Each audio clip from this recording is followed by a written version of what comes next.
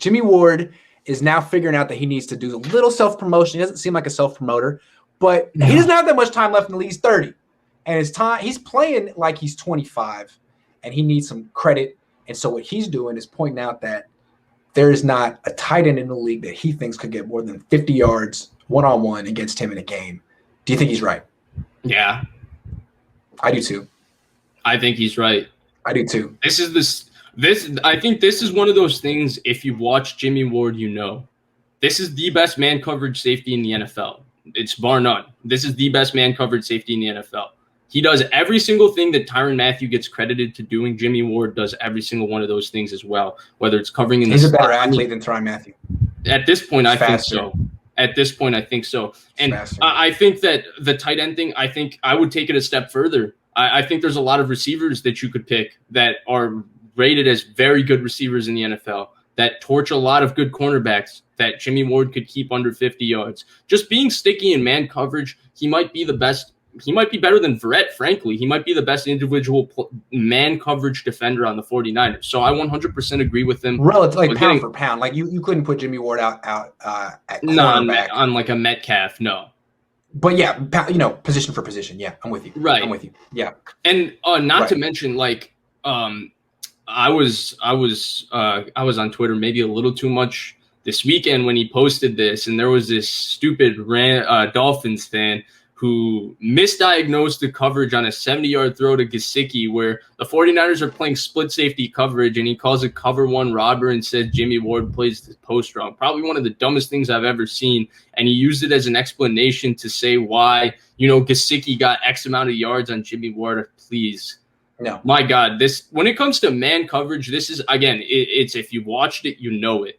This guy is incredible in man coverage. He is incredible in man coverage. Even the game that people, I think, really hold against him, one of Kaepernick's worst games, frankly, is the 49ers. I was waiting, but I was going to go there.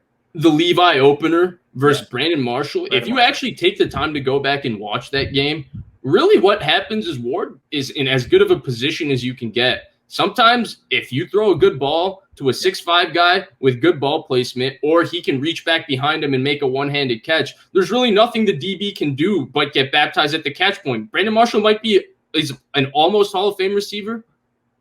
Right. So this is what I wanted to say. I'm with Jimmy on the 50 yards. I think he would not give up 50 yards. He's right there in the guy's hip pocket every time.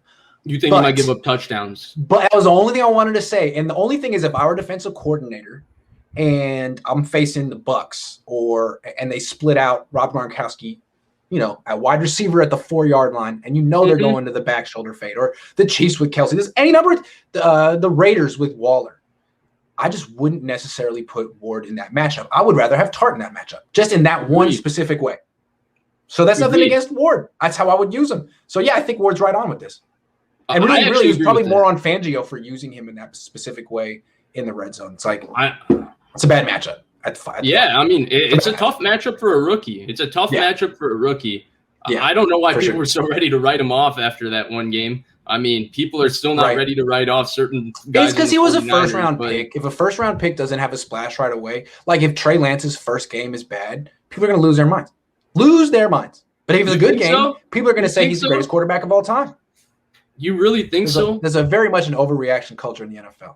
I don't think so, because I remember people defending Solomon Thomas hard for 2-3 years before. Yeah, but Solomon Thomas was doing nothing. Jimmie Ward got beat. It feels different. It looks different. You know what I mean?